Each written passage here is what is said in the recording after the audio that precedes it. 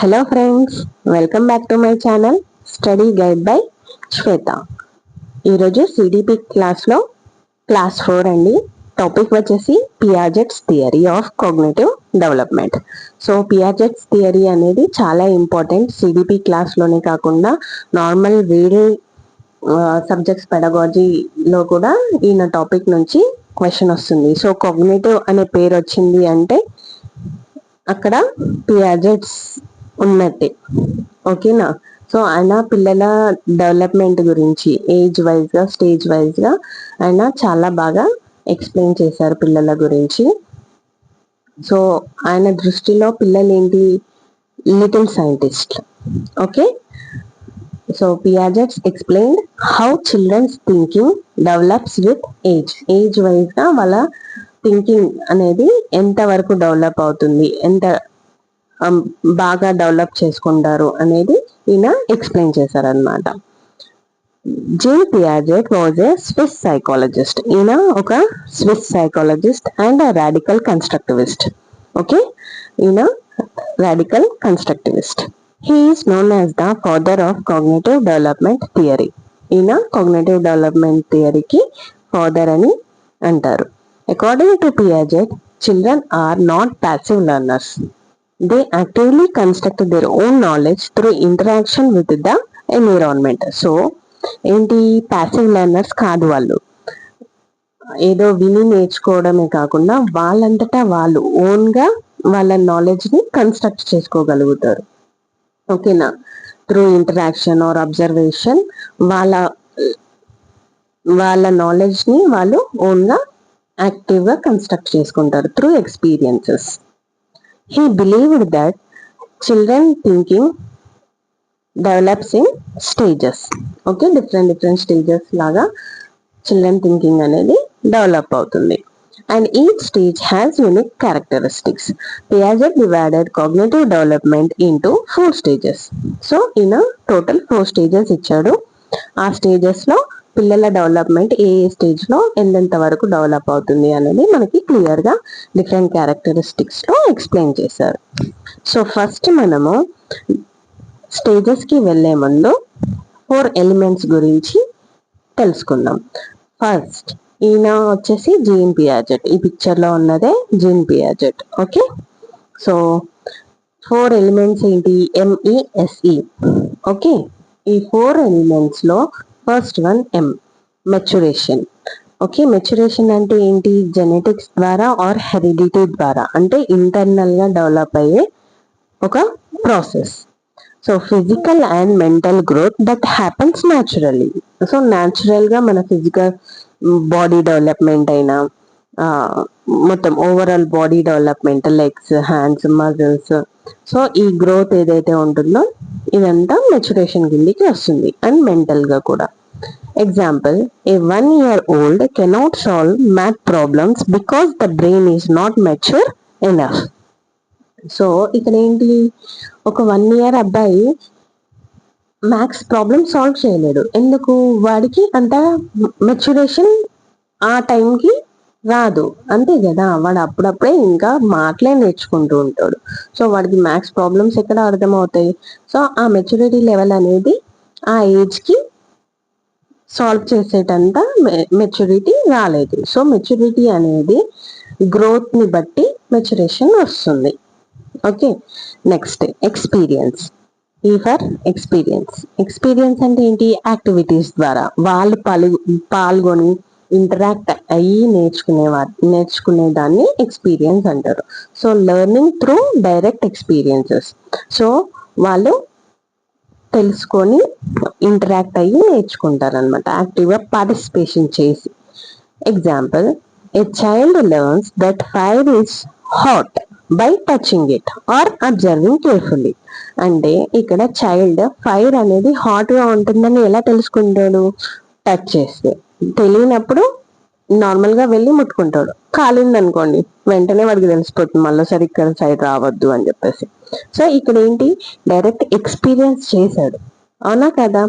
So by touching it or observing carefully, observe చేసి కూడా ఆ హీట్ అనేది ఒకవేళ దూరం నుంచి కూడా ఎఫెక్ట్ చూపించినప్పుడు అక్కడికి దగ్గరికి వెళ్ళొద్దు అని వాడికి అర్థమవుతుంది. సో బై అబ్జర్వింగ్ ఆర్ అంటే ఓన్ గా ఎక్స్పీరియన్స్ చేసి నేర్చుకుంటారు అనమాట. Next social interaction. Social interaction అంటే ఏంటి? Learning through interaction with parents, teachers and friends. So interact అయ్యి వాళ్ళతోటి ఉండి నేర్చుకోవడం అనమాట. So a child learns new words by talking to others. వేరే వాళ్ళతోటి మాట్లాడి న్యూ వర్డ్స్ ని ఎక్స్పీరియన్స్ చేయడం, నేర్చుకోవడం. నెక్స్ట్ ఈక్వలైబ్రేషన్. ఈక్వలైబ్రేషన్ అంటే ఏంటి? Balance. So the process of maintaining balance between old knowledge and new knowledge. So already ఉన్న knowledge, previous knowledge, old knowledge అంటే ఏంటి? ప్రీవియస్ నాలెడ్జ్, ఉన్న నాలెడ్జ్, ఆ ఉన్న నాలెడ్జ్ కి న్యూ నాలెడ్జ్ ని యాడ్ చేసి ఈక్వలైబ్రేట్ చేసుకోవడం, ఓకే, బ్యాలెన్స్ చేసుకోవడం. Example, a child thinks all birds can fly. అవునా? తెలియనప్పుడు ఏమనుకుంటాడు ఒక చైల్డ్, పిల్లలు ఏమనుకుంటారు? బర్డ్స్ అన్ని ఎగిరేవన్నీ ఫ్లై చేసేవన్నీ బర్డ్స్ అనే అనుకుంటాడు. But after seeing a penguin, ఇదేంటి? New knowledge. The child changes this understanding. So ఈ అండర్స్టాండింగ్ అంటే ప్రీవియస్ నాలెడ్జ్ ఏదైతే ఉందో దాన్ని చేంజ్ చేసుకుంటాడు అనమాట. ఓకే, పెంగ్విన్ అనేది ఒక బర్డ్, బట్ అది ఫ్లై చేయలేదు. సో బర్డ్స్ అంటే ఫ్లై చేసేవే కాదు, నార్మల్ గా ఏంటి, నడిచే వాటిని కూడా కొన్ని వాటిని బర్డ్స్ అని పిలుస్తారు. అందులో పెంగ్విన్ ఒకటి అనే న్యూ నాలెడ్జ్ ని వాడు అర్థం చేసుకుంటారు. ఓకే, ఈ ప్రాసెస్ ని, బ్యాలెన్స్ చేసుకునే ప్రాసెస్ ని ఈక్వలిబ్రేషన్ అంటారు. మీకు మొత్తం టాపిక్ లో అన్ని ఎగ్జాంపుల్స్ తోటి ఎక్స్ప్లెయిన్ చేశాను నేను, మీకు క్లియర్ గా ఉండాలి కాన్సెప్ట్ అని చెప్పేసి. సో మీరు ఈ నోట్స్ ని నోట్ చేసుకొని మంచిగా రివిజన్ చేయండి, మీకు ఈజీగా కాన్సెప్ట్ బాగా అర్థం అవుతుంది. సో సీటెట్ లో అన్ని కాన్సెప్చువల్ క్వశ్చన్సే వస్తాయి. సో ఆ కాన్సెప్ట్ ని మీరు అర్థం చేసుకోగలిగితేనే ఈజీగా ఆన్సర్ చేయగలుగుతారు. అందుకే నేను ప్రతి ఒక్క టర్మ్ కి ఎగ్జాంపుల్ తోటి ఎక్స్ప్లెయిన్ చేశాను. సో మీరు మంచిగా నోట్స్ ప్రిపేర్ అవ్వండి, నోట్ చేసుకోండి, మీకు మంచి మార్క్స్ స్కోర్ చేయగలుగుతారు. Important terms. ఈ ఇంపార్టెంట్ టర్మ్స్ లో ఫస్ట్ వచ్చేసి స్కీమా. ఓకే, స్కీమా అంటే ఏంటి? ఈ వర్డ్స్ చాలా ఇంపార్టెంట్ అండి. ఈ వర్డ్స్ ని యూస్ చేసే మనకి కాన్సెప్చువల్ క్వశ్చన్స్ అడుగుతారు. సో వర్డ్స్ చాలా మంచిగా గుర్తుపెట్టుకోండి, అర్థం చేసుకోండి. స్కీమా అంటే ఏంటి? A mental framework or previous knowledge stored in the mind. Okay, so already store అయిన నాలెడ్జ్ ఏదైతే ఉందో మనకి ప్రీవియస్ నాలెడ్జ్, ఇప్పుడు సీటెట్ కి సంబంధించి టాపిక్ కి సంబంధించి మీకు ఆల్రెడీ ఎంతో కొంచెం తెలిసి ఉంటుంది కదా, అది ప్రీవియస్ నాలెడ్జ్. దాన్ని ఏమంటారు? స్కీమా. ఓకే, తెలిసి ఉన్నది. Example, a child knows what a dog looks like. Okay, ఒక పిల్లవాడికి ఏం తెలుసు? డాగ్ ఎలా ఉంటుందో తెలుసు. So adaptation. నెక్స్ట్ ఇక్కడ అడాప్టేషన్ అంటే ఏంటంటే మనం న్యూ నాలెడ్జ్ ని గెయిన్ చేసుకొని మనకు ఆల్రెడీ ఎగ్జిస్టింగ్ స్కీమా ఏదైతే ఉందో ప్రీవియస్ నాలెడ్జ్, దాన్ని చేంజ్ చేసుకోవాలా లేదంటే మనకు తెలిసింది కరెక్టా అనేది అడాప్టేషన్ అనమాట. ఓకే, ఈక్వలైబ్రేషన్, ఈ ప్రాసెస్ ఏదైతే బ్యాలెన్సింగ్ ప్రాసెస్ ఏదైతే ఉంటుందో అడాప్టేషన్ లోకి వస్తుంది. So first thing, adjusting to new experiences. So మనకు ఆల్రెడీ తెలిసిన నాలెడ్జ్ తోటి న్యూ ఎక్స్పీరియన్సెస్ ని ఎలా అడ్జస్ట్ చేసుకుంటున్నాం అనేది అడాప్టేషన్. ఇందులో 2 ప్రాసెస్ ఉంటాయి. సో ఫస్ట్ వన్ వచ్చేసి అసిమిలేషన్. ఓకే, అసిమిలేషన్ అంటే ఏంటి? Adding new information to existing schema. So already మన ప్రీవియస్ నాలెడ్జ్ ఏదైతే ఉందో, మనకి ఎగ్జిస్టింగ్ స్కీమా అంటే ఏంటి? మనకి ఆల్రెడీ తెలిసిన నాలెడ్జ్. ఓకే, దానికి న్యూ ఇన్ఫర్మేషన్ ని ఇవ్వడం. సో ఎగ్జాంపుల్ ఏంటి ఇక్కడ? A child sees a cow and calls it a dog. Okay, because it has 4 legs. వాడికి కుక్క అంటేనే తెలుసు, స్కీమా అదే కదా, ఇంతకు ముందు మనం ఎగ్జాంపుల్ చూసాం. సో అక్కడ ఎగ్జిస్టింగ్ స్కీమా ఏంటి? A child knows what a dog is. Okay, so వీడేమనుకుంటున్నాడు ఇక్కడ ఎస్టిమేషన్కి వచ్చేసరికి కౌని చూసి కూడా డాగ్ అనుకుంటున్నాడు. ఎందుకు? దానికి 4 legs ఉన్నాయి కాబట్టి. అంటే ఆ అబ్బాయికి ఏం గుర్తుంది? 4 legs ఉన్నాయంటే ఆ యానిమల్ ని డాగ్ అంటామని గుర్తుంది. సో న్యూ ఇన్ఫర్మేషన్ ఏదైతే ఉందో దాన్ని యాడ్ చేసి ఏమనుకుంటున్నాడు? కౌకి కూడా 4 legs ఉన్నాయి కాబట్టి అది అంటే కౌ కాదు, డాగ్. ఆ యానిమల్ డాగ్ అని అనుకుంటున్నాడు. బట్ అకామిడేషన్, ఇంకొక ప్రాసెస్ ఏంటి? అకామిడేషన్కి వచ్చేసరికి ఏమవుతుంది?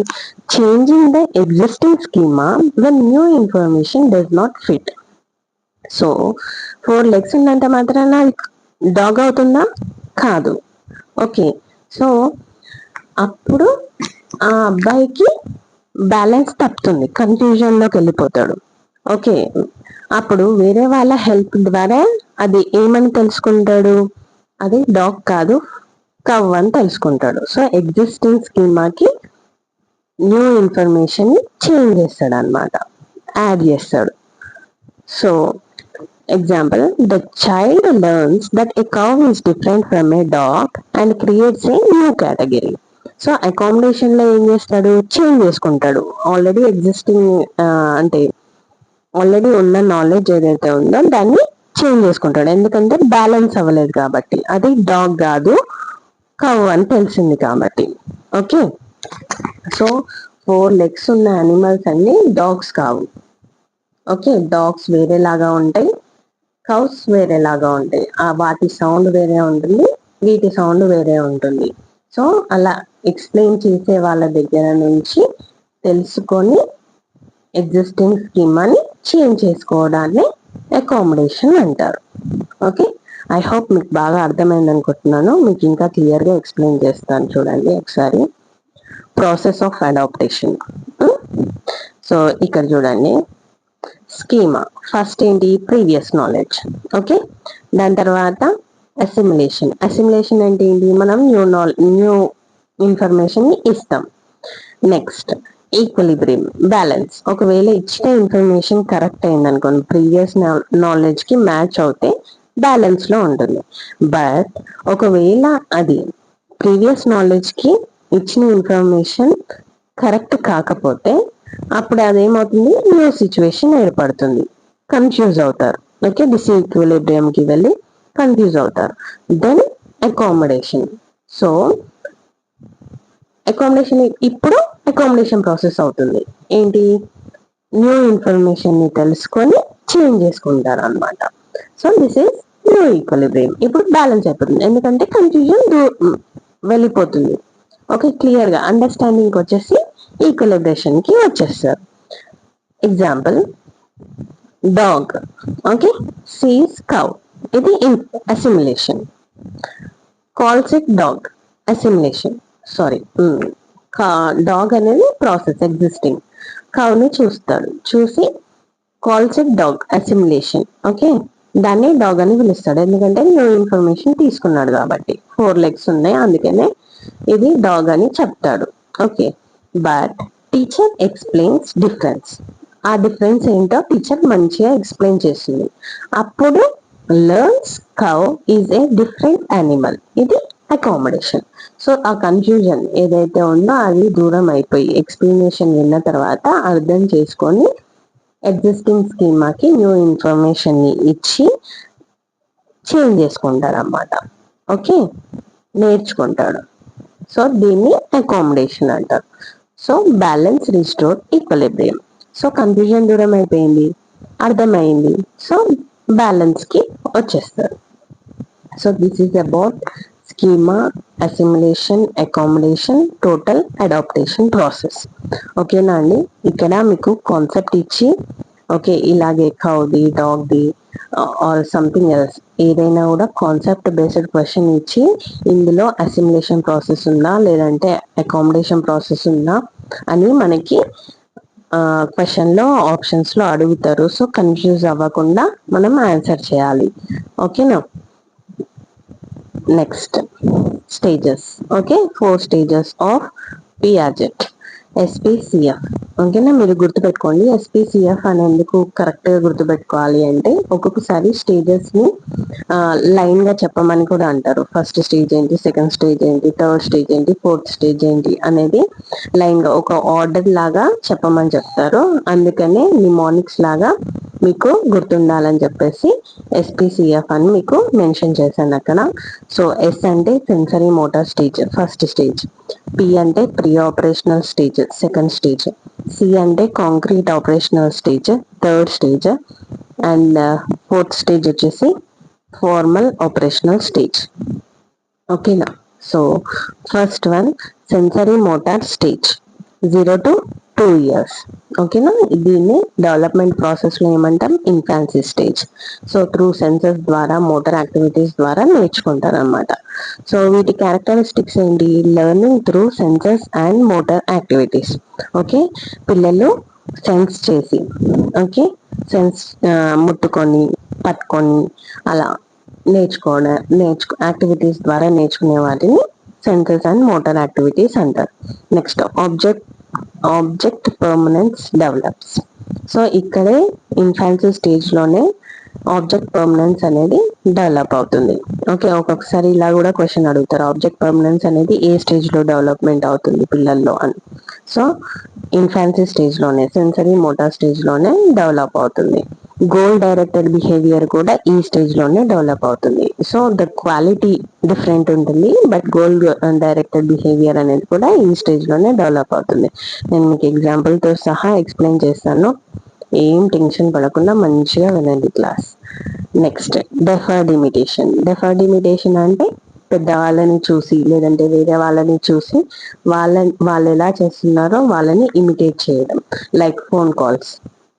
ఓకే, ఫోన్ మాట్లాడేటప్పుడు మనల్ని చూస్తారు, అబ్జర్వ్ చేస్తారు. దాని తర్వాత వాళ్ళు ఆడుకునేటప్పుడు ఏదైనా టాయ్ కానీ థింగ్ కానీ తీసుకొని వాళ్ళు ఫోన్లో సేమ్ మనం మాట్లాడినట్టే మాట్లాడతారు.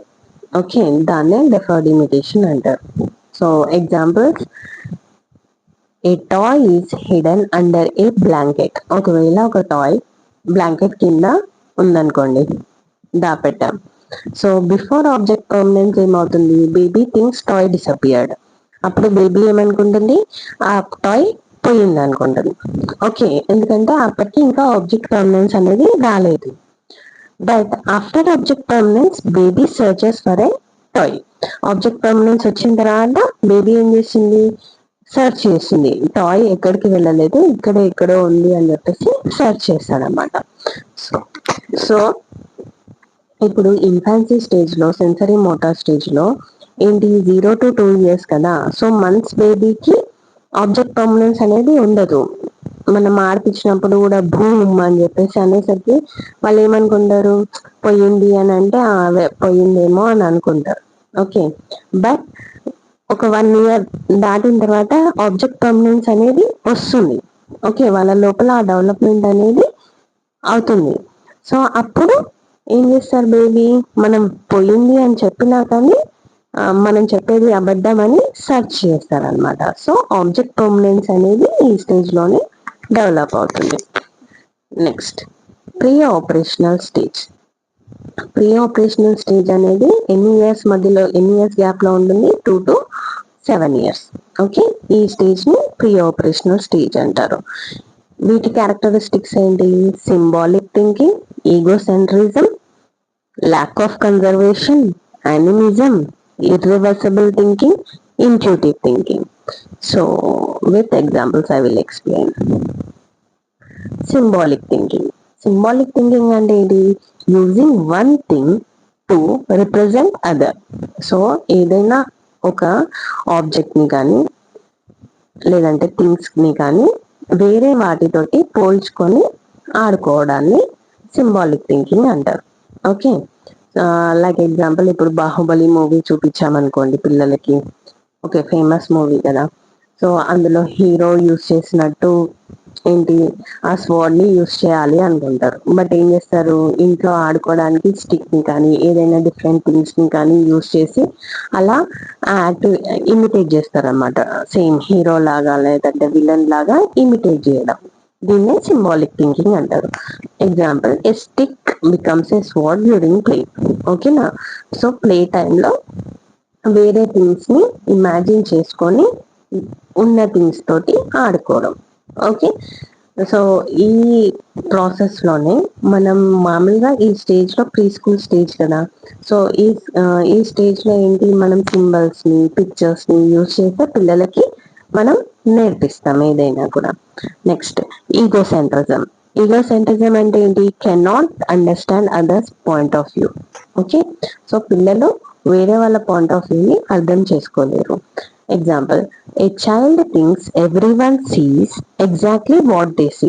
వాళ్ళు ఏదైతే చూడగలుగుతున్నారో, చూస్తున్నారో, ఏ పాయింట్ ఆఫ్ వ్యూలో వాళ్ళు థింక్ చేస్తున్నారో మనం కూడా అదే పాయింట్ ఆఫ్ వేలో థింక్ చేయాలని వాళ్ళు అనుకుంటారు అనమాట. ఎందుకంటే వాళ్ళకి ఆ మెచ్యూరిటీ రాదు కాబట్టి. సో దీన్ని ఈగోసెంట్రిజం అంటారు. Next, lack of conservation. Lack of conservation అంటే ఏంటి? Cannot understand quantity remains same despite shape change. Shape change అయినా సరే క్వాంటిటీ అనేది సేమ్ గా ఉంటుంది అనేది వాళ్ళకి తెలియదు. Like example, water from A short glass is poured into a tall glass. Child thinks the tall glass has more water. Okay, ఒకవేళ same quantity of water ని మనం చిన్న గ్లాస్ నుంచి పెద్ద గ్లాస్ లోకి షిఫ్ట్ చేసామనుకోండి, పోర్ చేసామనుకోండి, అప్పుడు క్వాంటిటీ సేమే ఉంటుంది. బట్ పిల్లలు ఏమనుకుంటారు? పెద్ద గ్లాస్ లో ఉన్నది ఎక్కువ వాటర్, చిన్న గ్లాస్ లో ఉన్నది తక్కువ వాటర్ అని ఈ స్టేజ్ పిల్లలు అనుకుంటారు. అది ఎందుకు అంటే వాళ్ళకి కన్జర్వేషన్ అనేది ఇంకా అంత డెవలప్ కాదు. సో ల్యాక్ ఆఫ్ కన్జర్వేషన్ వల్ల పిల్లలు అలా పెద్ద వాటిలో ఉన్నవి ఎక్కువ ఉన్నట్టు, చిన్న వాటిలో ఉన్నవి తక్కువ ఉన్నట్టు అనుకుంటారు అనమాట. Next, animism. యానిమిజం అంటే ఏంటి? Believing non living things are alive. Example, the moon is following me. So non living things ని అలైవ్ గా అంటే లివింగ్ థింగ్స్ లాగా అనుకోవడం. ఓకే, మీకు క్లియర్ ఎక్స్ప్లెనేషన్ ఎగ్జాంపుల్ ఇక్కడే ఉంది. The moon is following me. Okay, చిన్న పిల్లలు ఏమనుకుంటారు? ఎక్కడికి వెళ్తే అక్కడ వస్తుంది కాబట్టి మూన్ మనల్ని ఫాలో చేస్తుంది అని అనుకుంటారు. యాక్చువల్ గా అది ఉండే ప్లేస్ లోనే అది ఉంటుంది, బట్ అది ఫాలో చేస్తుందని వాళ్ళు అనుకోవడం. లైక్ ఇంకా ఎగ్జాంపుల్స్ అంటే పిల్లలు బొమ్మల్ని కూడా తినిపియడం, రెడీ చేయడం చేస్తారు. సో వాళ్ళు ఏమనుకుంటారు? అవి కూడా లివింగ్ థింగ్స్ అని అనుకుంటారు అనమాట. సో యానిమిజం అనేది ఈ స్టేజ్ లో పిల్లల్లో ఉంటుంది. Next, irreversible thinking. So cannot reverse mental actions. So వీళ్ళకి రివర్సిబుల్ థింకింగ్ అనేది ఇంకా ఈ స్టేజ్ లో డెవలప్ అవ్వదు. Example, cannot understand that 3 + 2 = 5 and 5 - 2 = 3. So వాళ్ళకి ఆ డెవలప్మెంట్ ప్రాసెస్ అనేది రాదు, అంటే ఇంకా డెవలప్ అవ్వదు. ఓకే, రివర్సబుల్ థింకింగ్ అనేది ఇంకా డెవలప్ అవ్వదు. అందుకే మ్యాథమెటికల్ అండర్స్టాండింగ్ ఇంకా వాళ్ళ మెంటల్ యాక్షన్స్ లో డెవలప్ అవ్వవు, రివర్స్ చేయలేరు అంత తొందరగా. ఓకేనా? అందుకనే ఇర్రివర్సబుల్ థింకింగ్ అనేది ఈ స్టేజ్ లో ఉంటుంది. Next, concrete operational stage. Okay, so pre operational stage అయిపోయింది.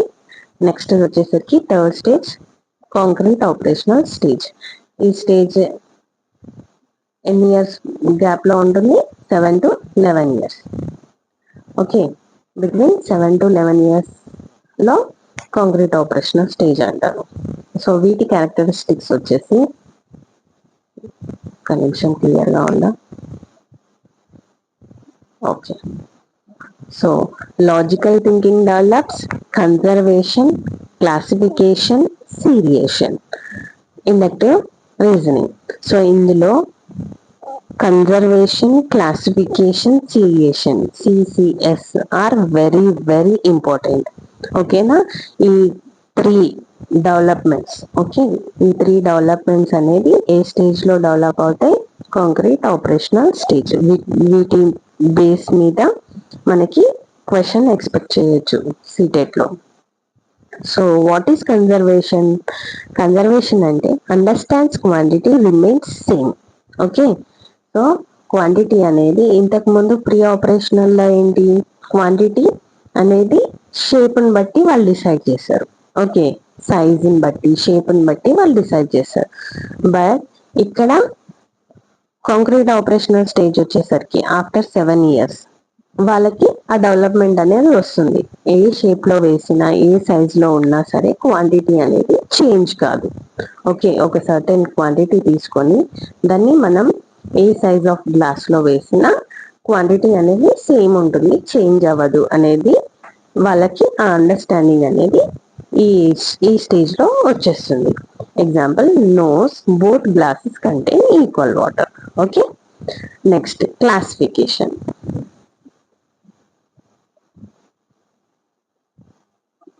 క్లాసిఫికేషన్ అంటే ఏంటి? Grouping objects based on common features.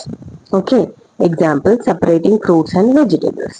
అంటే ఇప్పుడు మొత్తం అన్ని మిక్స్ చేసి మనం పెట్టేసి ఫ్రూట్స్ ని సెపరేట్ చేయండి, వెజిటేబుల్స్ ని సెపరేట్ చేయండి అని అంటే వాళ్ళు ఈజీగా వేటి ప్లేస్ ఫ్రూట్స్ ని ఫ్రూట్స్ లాగా అండ్ వెజిటేబుల్స్ ని వెజిటేబుల్ ప్లేస్ లో సెపరేట్ చేయగలుగుతారు అనమాట. అంటే వాళ్ళకి ఆ క్లాసిఫికేషన్ డిఫరెన్స్ అనేది తెలిసిపోతుంది. లైక్ ఎగ్జాంపుల్, కార్డ్స్ ఉన్నాయి అనుకోండి. Okay, square cards, triangle cards, circle cards, అలా డిఫరెంట్ షేప్స్ ఉన్న కార్డ్స్ ని మనం మిక్సింగ్ చేసేసి వాళ్ళకి ఇచ్చేసి ఏ షేప్ లో ఉన్నవి ఆ షేప్ కి సపరేట్ చేయండి, ఓకే క్లాసిఫై చేయండి అంటే వాళ్ళు ఆ షేప్ ని బట్టి వాళ్ళు ఈజీగా క్లాసిఫై చేస్తారు. స్క్వేర్స్ అన్ని ఒక దగ్గర, సర్కిల్స్ అన్ని ఒక దగ్గర, ట్రయాంగిల్స్ షేప్ లో ఉన్న కార్డ్స్ అన్ని ఒక దగ్గర అలా సపరేట్ చేయగలుగుతారు. దీన్నే క్లాసిఫికేషన్ అంటారు. ఓకే, ఐ హోప్ మీకు ఈజీగా అర్థమవుతుంది అనుకుంటున్నాను. Please subscribe to my channel. Next, seriation. Seriation అంటే ఏంటి? Arranging objects in order. Okay, objects ని ఒక ఆర్డర్ లో అరేంజ్ చేయడాన్ని సీరియేషన్ అంటారు. Okay, example, arranging pencils from shortest to longest, ascending order descending order లాగా. Okay, big to small, small to big లాగా. So ఏవైనా కూడా సీరియేషన్ అంటే ఒక సిరీస్ లో ఒక ఆర్డర్ లో అరేంజ్ చేయడం. So this is about conservation, classification and seriation. Very very important, మంచిగా అర్థం చేసుకోండి. Next, inductive reasoning. Inductive reasoning అనేది కూడా ఇందులోనే ఈ స్టేజ్ లోనే డెవలప్ అవుతుంది. Specific to general. Inductive reasoning అంటే ఏంటి? Specific to general. Example, observes several birds flying and concludes most birds can fly. So చాలా బర్డ్స్ ని చూసి అబ్జర్వ్ చేసి వాళ్ళు ఒక కంక్లూషన్ కి ఏమొస్తారు? ఎక్కువ మట్టుకు బర్డ్స్ అన్ని ఫ్లై చేస్తాయి. ఓకే, ఇప్పుడు పెంగ్విన్ అనేది ఫ్లై చేయదు, బట్ చాలా రేర్ కేసెస్ లోనే కొన్ని బర్డ్స్ మాత్రమే ఫ్లై చేయవు, but most of the birds are fly. So ఒక జనరల్ థింకింగ్ కి, జనరల్ స్టేట్మెంట్ కి వచ్చేస్తారు అనమాట. ఆ అండర్స్టాండింగ్ లెవెల్ అనేది ఈ స్టేజ్ లో డెవలప్మెంట్ అవుతుంది. So logical thinking, inductive reasoning ఇవన్నీ ఏంటి? కాంక్రీట్ ఆపరేషనల్ స్టేజ్ లో వాళ్ళకి వచ్చేస్తాయి. Next, formal operational stage, fourth stage. Okay, formal operational stage 11 to 15+ years. Okay, so last stage of cognitive development theory. Okay, Piaget థియరీలో ఇది last development stage. So దీని characteristics ఏంటి? ఈ స్టేజ్ లో, formal operational stage లో పిల్లలు ఏమేమి developments చూస్తాం మనం? Abstract thinking. ఓకే, పిల్లలు అబ్స్ట్రాక్ట్ థింకింగ్ కి వచ్చేస్తారు. Next, hypothetico deductive reasoning. So reasoning కూడా ఇవ్వగలుగుతారు. Next, problem solving ability. వాళ్ళకి ప్రాబ్లమ్ సాల్వింగ్ ఎబిలిటీ కూడా వచ్చేస్తుంది. ఆల్మోస్ట్ 6th స్టాండర్డ్ నుంచి వాళ్ళు డిఫరెంట్ ప్రాబ్లమ్స్ ని కూడా ఈజీగా అర్థం చేసుకొని సాల్వ్ చేయగలుగుతారు. ఎగ్జాంపుల్స్, అబ్స్ట్రాక్ట్ థింకింగ్ అంటే ఏంటి? Thinking beyond concrete objects. Example, understanding concepts like justice, democracy and freedom. So మొత్తం మీద వాళ్ళు కొంచెం ఎక్కువ థింక్ చేయగలుగుతారు, అర్థం చేసుకోగలుగుతారు. ఓకే, ఓన్లీ థింకింగ్ కాదు, అండర్స్టాండ్ చేసుకోగలుగుతారు. ఓకే, సోషలైజ్ అవ్వగలుగుతారు. Next, hypothetico deductive reasoning.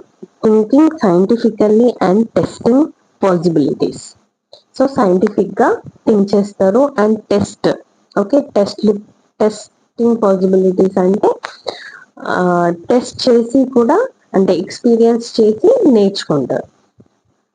Example, if I study 2 hours daily my marks May improve. అంటే వాళ్ళని వాళ్ళు ఓవర్ థింక్ చేసుకొని, ఓకే, ఓవర్ థింక్ చేసుకొని వాళ్ళ డెవలప్మెంట్ వాళ్ళు ఎక్కువ ఇంప్రూవ్ చేసుకోగలుగుతారు.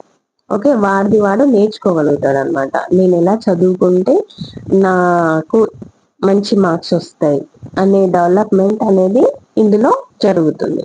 ఈ స్టేజ్ లో వాళ్ళు మోస్ట్ ఆఫ్ అచీవ్ చేయగలుగుతారు.